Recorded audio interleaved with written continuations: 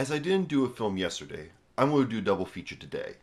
Both films are, however, linked. They're not really all that separate. They're the documentaries Halloween 25 Years of Terror and His Name Was Jason.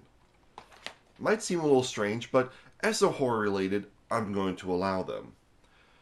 Both films do cover each franchise in turn and go through each film at one at a time in chronological order, while also reflecting upon the impact the franchises have had, talking to directors, stars, producers, and even fans of each franchise.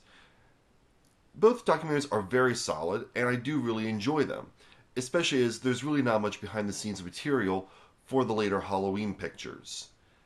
And that does present a downside to both these pictures.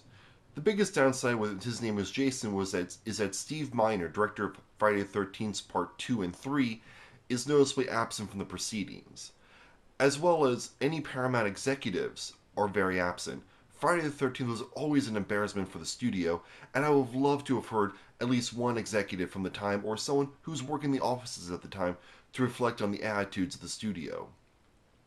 My only other issue with it is the film really doesn't spend too much time on the later films after the first several. And that complaint does also carry over into Halloween 25 Years of Terror, as after the first Halloween picture, there's really not much time spent on Halloween's 5, 6, or 7, or even 8.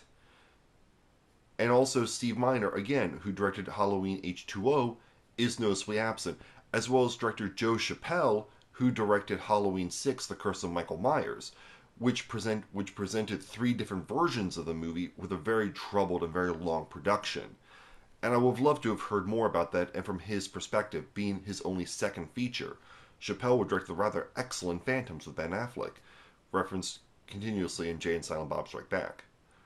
Despite these flaws, both documentaries are really worth your time if you want to get a better appreciation and better scale of each franchise, both of which I will admit are a little more high profile than I normally would have allowed for this series, but I'm going to allow it as these documentaries are not well known, and especially for later films in each franchise, behind the scenes material and learning about the productions is somewhat limited as it's not really included in that many of their discs.